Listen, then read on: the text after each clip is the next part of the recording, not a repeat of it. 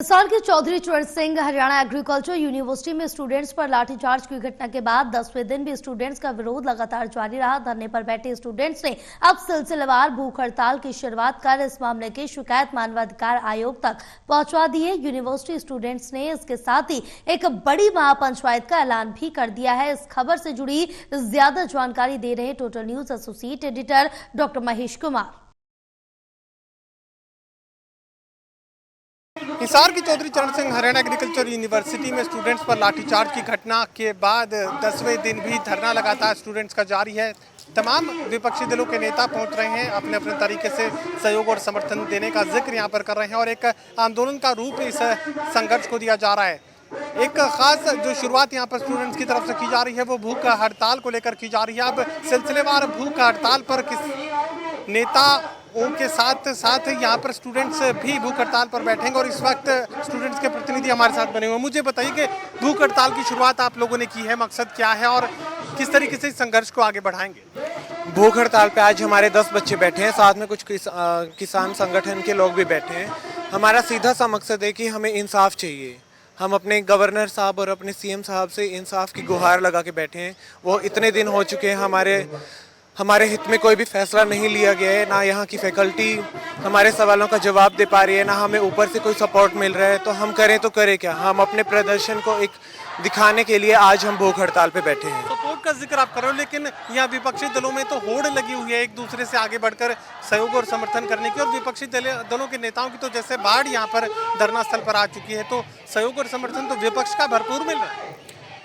हमारे पास जो भी आ रहा है हम उनका हाथ जोड़ के निवेदन सम्मान करते हैं। हम उनको आमंत्रित कर रहे हैं, चाहे वो पक्ष हो, विपक्ष हो, छात्र नेता हो या कोई किसान संगठन हो, हम सबका सपोर्ट चाहिए।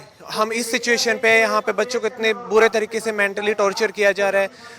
अब तो ये तक बोला जा रहा है कि अगर आप 21 तक हम बाइंड अप कर देंगे, यूनिवर्सिटी की छुट्टी दिखा देंगे, फिर इसको इलीगल घोषित कर दिया जाएगा। अगर हमारे ऊपर इतना प्रेशर बनाया जा रहा है तो अब हम किसी का समर्थन ना ले तो हम कहाँ जाएं? मानवाधिकार आयोग तक ये पूरा मामला पहुंच चुका है। स्टूडेंट्स की तरफ से मानवाधिकार आयोग को इस पूरे मामले की शिकायत की गई है। क्या कुछ शिकायत में आप लोगों ने लिखा है और आयोग से किस तरह के सहयोग और समर्थन की उम्मीद आप लोग कर रहे हैं? सर, आयोग से हमने यही लिखा जो हमारे साथ उस दिन 10 तारीख को जो अभद्र व्यवहार किया गया, हमारे साथ मारपीट की, वो एक तरह से हमारे मानवाधिकार का हनन ही है सर। अब जो ये प्रोटेस्ट करने से रोक रहे हैं हमें, ये भी तो हमारे अधिकारों का हनन ही कर रहे हैं।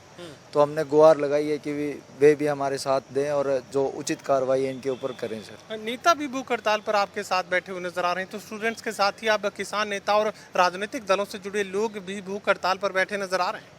सर, शुरुआत भूख हड़ताल की छात्रों से की थी हमने। हमारे जो जस्सी पेटवार जी विधायक जी हैं, उन्होंने आज कहा था कि वो भूख हड़ताल करेंगे, लेकिन जो कमेटी ने फैसला लिया है, क्योंकि उन्हें हमारी लड़ाई संसद तक लड़नी है सर, तो हम नहीं चाहते कि कोई भी नेता यहाँ पर दुखी हो भूख हड़ताल में। मतलब इनको उस तरह का हम कष्ट नहीं देना चाहते। जो छात्र हैं वे अपनी लड़ाई यहाँ पर छात्र अपनी लड़ाई लड़ देंगे और वे हमारी लड़ाई संसद तक लड़े सर। हम ये नेताओं का समर्थन, राजनीतिक दलों का समर्थन तो भरपूर मिल रहा है, लेकिन मानवाधिकार आयोग से जो शिकायत की गई है उससे किस तरह की उम्मीद और संभावनाएं आप देख पा रहे हैं और आगे क्या कुछ हाल इस संकट का निकलता नजर आ रहा है? क्योंकि सवालों की बारिश के बाद यूनिवर्सिटी प्रशासन तो एक तरीके से पीछे हटता हुआ नजर आ रहा है और आप लोग भी टेबल पर आकर बातचीत करने के लिए तैयार नहीं है।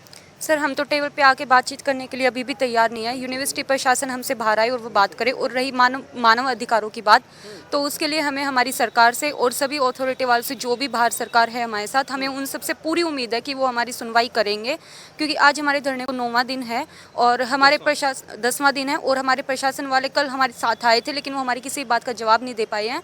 तो वो पहले हमें हमारे सवालों के जवाब देते, फिर हम उनसे टेबल पर बात कर लेंगे, लेकिन वो जवाब नहीं दे पा रहे। एक बड़ी महापंचायत का जिक्र भी यहाँ पर किया जा रहा है। बड़ी महापंचायत का मकसद क्या है और किस तरीके से आगे आप लोग दबाव बढ़ाने की तैयारी में? सर, हमने जो 24 तारीख को छात्र न्याय महापंचायत का आह्वान किया है, जिसमें हमने सभी को आमंत्रित किया है कि सभी हमारे समर्थन में आए। इसमें कौन आ सकता है? सर, सभी आएंगे सर, चाहे वो पक्ष के नेता हो, चाहे विपक्ष के नेता हो, चाहे किसान संघ हो सर, चाहे छात्र संघ हो सर, और छात्र तो है ही सर, चाहे मजदूर संघ हो सर, सभी खाप पंचायत, सभी पंचायत, सभी लोगों से हमने निवेदन किया है कि वो इस महापंचायत में भाग लें और हमें समर्थन दें और आगे की रणनीति का फैसला हम उस महापंचायत में लेंगे सर। चलिए, कब बड़ी महापंचायत का ऐलान यहाँ पर स्टूडेंट्स की तरफ से कर दिया गया है। महापंचायत में खाप प्रतिनिधि भी शामिल होंगे, इसके अलावा विपक्षी दलों के नेता भी शामिल होंगे। ना सिर्फ हरियाणा बल्कि देश भर के स्टूडेंट्स यूनियन से जुड़े चेहरे भी इस महापंचायत में नजर आएंगे। ये सात ओर से स्टूडेंट्स की तरफ से बात सामने रखी गई है। सहयोगी कमल के साथ doctor Mahesh Kumar, total news, Hisar.